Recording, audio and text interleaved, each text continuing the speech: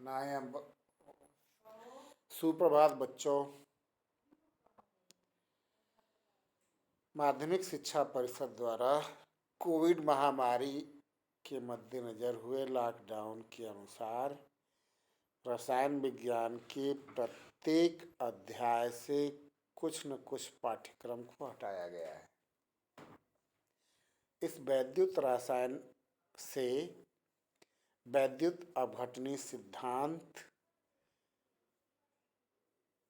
Galvanic cell, विद्युत अपघटनी cell, शुष्क cell, सीसा संचायक सेल, ईंधन एवं संक्षारण को पाठ्यक्रम से निकाला गया है। तो बाकी चीज़ें तो मैं पढ़ा चुका हूँ, केवल संक्षारण बाकी है। चूँकि वह कोर्स से निकाला जा चुका है, इसलिए उसे पढ़ाने की आवश्यकता नहीं है। अब हम देखते हैं कुछ आंकिक प्रश्न। पहला है, एक चालकता सेल में 0.05 mNaOH विलयन का प्रतिरोध 31.6 ओम प्राप्त किया गया। यदि चालकता सेल के सेल स्थिरांक का मान 2.367 प्रति सेंटीमीटर हो तो विलयन की इस सांद्रण पर मोलर चालकता ज्ञात कीजिए। आप देखिए, विशिष्ट चालकता K का मान हम व्यक्त कर सकते हैं K = 1/R × L/A, या ये बराबर होता है 1/R × सेल स्थिरांक।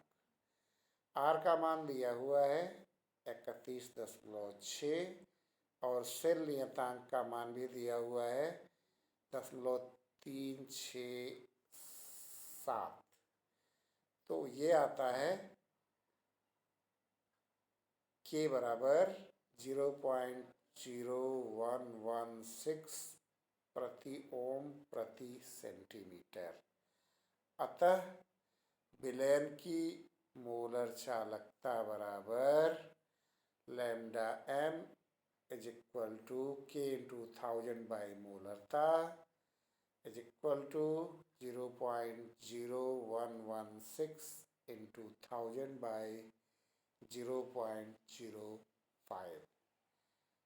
ये होगा 232 ओम इनवर्स सेंटीमीटर वर्ग मोल इनवर्स। अगला देखते हैं। निम्नलिखित ऑक्सीकरण अभिक्रिया में से प्रत्येक में कितने कूलाम आवेश की आवश्यकता होगी? अभिक्रियाएं दी हुई है। पहली अभिक्रिया है FeO के 1 मोल में Fe2O3 और दूसरी है H2O के 1 मोल को O2 में। पहला देखते हैं। 1 मोल Fe के ऑक्सीकरण के लिए जो इलेक्ट्रोड अभिक्रिया होगी वो इस प्रकार से होगी। FeO + ½ O = ½ Fe2O3, या Fe double positive = Fe triple positive + E। 1 मोल फेरस आयन को फेरिक आयन में ऑक्सीकृत करने के लिए 1 मोल इलेक्ट्रॉन की आवश्यकता होगी। इसलिए जो आवश्यक आवेश होगा ये 1 फैराडे होगा और ये होगा 96,500 कूलाम। दूसरी अर्ध अभिक्रिया या दूसरी इलेक्ट्रोड अभिक्रिया H2O = ½ O2 + 2H positive + 2E negative. ऑक्सीकरण प्रक्रिया में H2O के 1 मोल को ऑक्सीकरण में 2 मोल इलेक्ट्रॉन बाहर आते हैं। इसलिए आवेश 2 फैराडे होगा और ये होगा 2 इंटू 96,500, ये बराबर होगा 1,93,000 कूलाम। इस प्रकार से हम लगने वाले आवेश की मात्रा की गणना कर सकते हैं। अगला है NiNO2 निकिल नाइट्रेट के विलयन में प्लेटिनम इलेक्ट्रोड के बीच 5 एम्पीयर की धारा 20 मिनट तक प्रवाहित कर विद्युत अपघटन किया गया।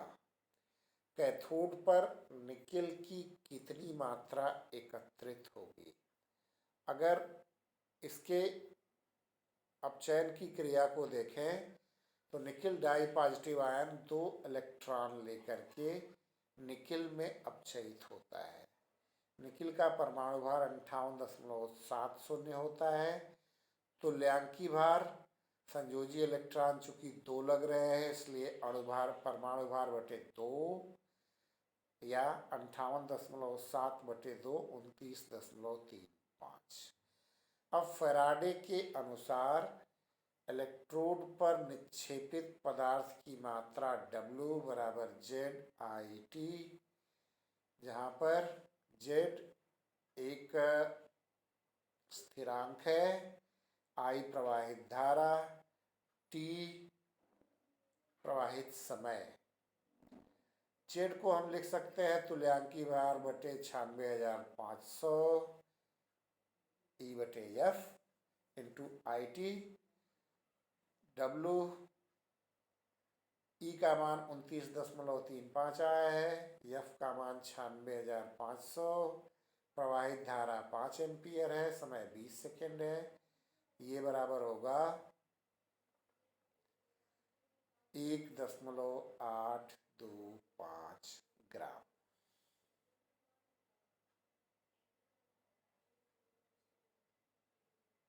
अगला है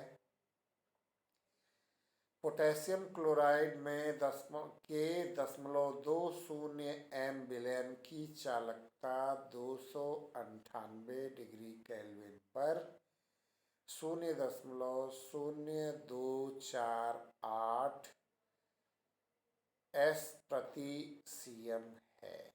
इसकी मोलर चालकता की गणना कीजिए। फार्मूला पहले भी लिखा जा चुका है, लेमडा m यानी मोलर चालकता बराबर सेल नियतांक K इंटू 1000 बटे m। K का मान दिया हुआ है 0.0248, m भी दिया हुआ है 0.2, तो ये आता है 124.050 S centimetre square mole inverse. अगला, घड़ियों तथा अन्य उपकरणों में प्रयोग होने वाले बटन सेल में निम्न अभिक्रिया होती है। देखिए, अभिक्रिया है zinc sulphide solid plus silver oxide solid plus H2O liquid is equal to zinc double positive aqueous plus 2Ag solid plus 2OH negative aqueous. इस अभिक्रिया के लिए अभिक्रिया ऊष्मा यानी डेल्टा Rg0 तथा E0 की गणना करनी है। सभी को हमको पता है कि E0 cell is equal to E right minus E left. इसमें कैथोड माइनस एनोड होता है, सिल्वर ऑक्साइड सिल्वर में कन्वर्ट हो रही है, यहाँ अपचयन हो रहा है तो ये कैथोड का काम करेगा। Zinc double positive ion zinc में कन्वर्ट हो रहा है, यहाँ पर अपचयन होगा, जिंक का ऑक्सीकरण होगा, इसलिए इसको बाद में लिखा गया है। हमें सब पता है कि सिल्वर इलेक्ट्रोड के लिए मानक इलेक्ट्रोड विभव का मान होता है 0.0344 और जिंक इलेक्ट्रोड के लिए मानक इलेक्ट्रोड का मान होता है -0.76। यहाँ पर थोड़ी सी मिस्टेक है, प्रिंटिंग मिस्टेक है।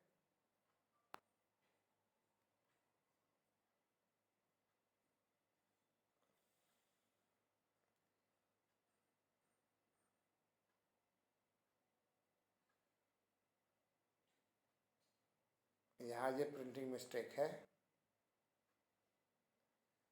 ये -0.76 होनी चाहिए, तब ये जुड़ जाएगा 1.104 होगा वोल्ट। अब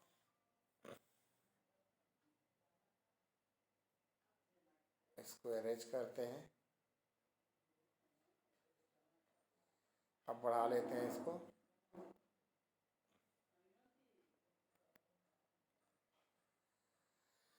इस अभिक्रिया के लिए विस्थापित इलेक्ट्रॉनों की संख्या n बराबर 2 है, इसलिए delta Rg0 is equal to -NFe0 cell.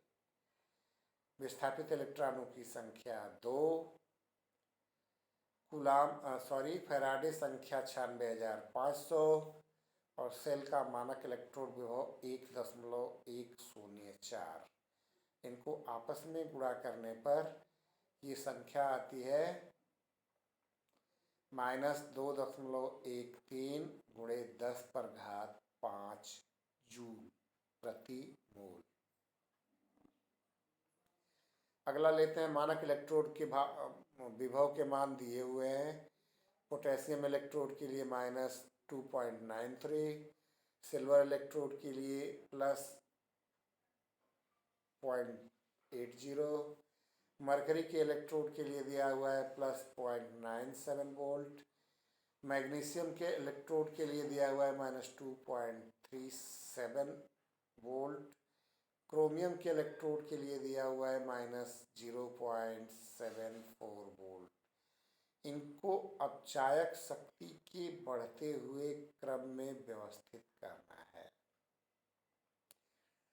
विद्युत रासायनिक श्रेणी में हमने बता रखा है कि जिन धातुओं के मानक इलेक्ट्रोड विभव के मान जितने अधिक ऋणात्मक है, उनकी ऑक्सीकृत होने की प्रकृति उतनी ही अधिक है तथा अपचायक प्रकृति अब स्वतः ऑक्सीकृत होते हैं लेकिन दूसरे को अपचयित करते हैं।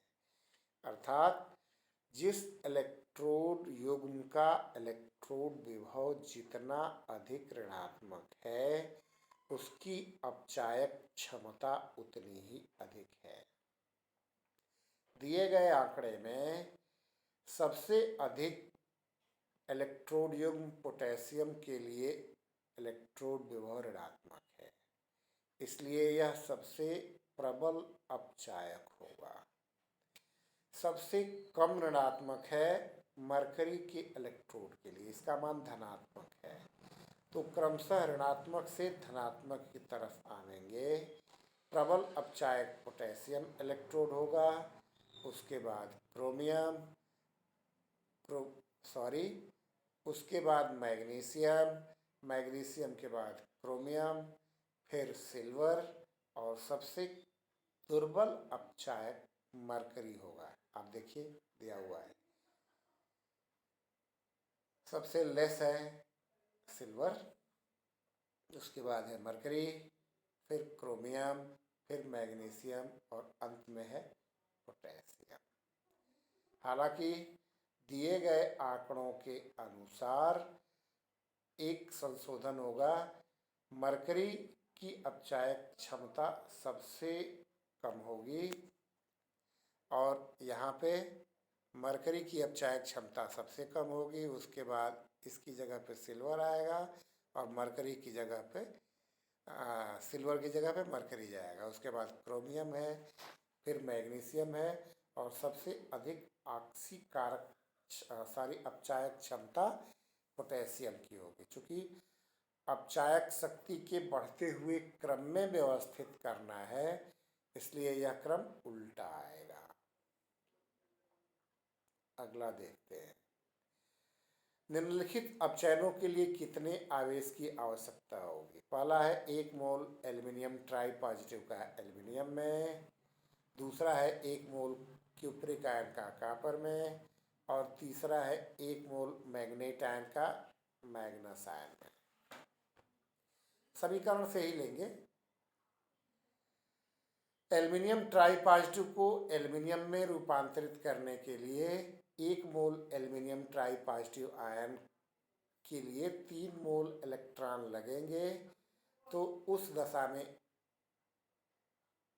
इस एल्युमिनियम को ट्राई पॉजिटिव को एल्युमिनियम में परिवर्तित करने में 3 फैराडे यानी 3 गुणे 96,500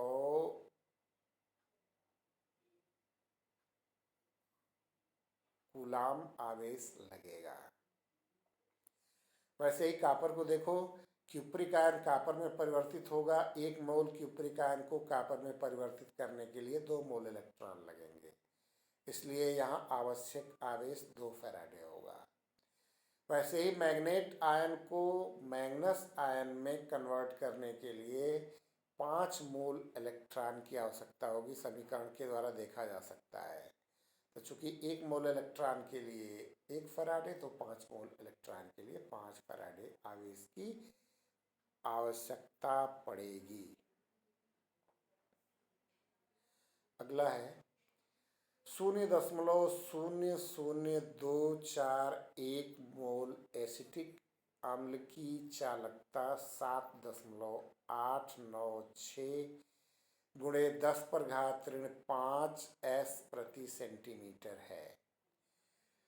मोलर चालकता ज्ञात कीजिए एसिटिक अम्ल के लिए। यदि λ0 m का मान 390.5 S प्रति सेंटीमीटर वर्ग प्रति मोल हो, तो इसका विरोध नियतांक क्या होगा। अब देखिए, मोलर चालकता जो होती है λm C = K × 1000 बटे मोलरता। K का मान दिया हुआ है 7896 गुणे 10⁵5 गुणे 1000 बटे 0.00241, यानी ये होगी 32.763 S वर्ग सेंटीमीटर मोल इनवर्स। चूँकि वियोजन नियतांक अल्फा = ΔmC बटे Δm0, Δm0 का मान दिया हुआ है 390.5, भाग दे देंगे 32.763 भागे 390.5 बराबर 0.084। अब वियोजन नियतांक K = होता है α² C बटे 1 - अल्फा। अल्फा का मान ज्ञात हो गया है, हम इसको लिख लेंगे। C दिया हुआ है 0.00241 सांद्रता उसकी, तो ये होगा 0.084 का वर्ग गुणे 0.00241 बटे 1 - 0.084, और ये आता है 1.86 गुणे 10⁵5, यानी इसके लिए वियोजन नियतांक का मान 1.86 गुणे 10⁵5 आएगा। तो इस प्रकार के आंकिक प्रश्न इस अध्याय से पूछे जाएंगे,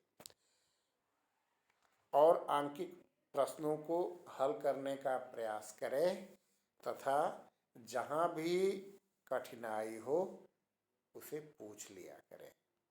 आज के लिए इतना ही। धन्यवाद।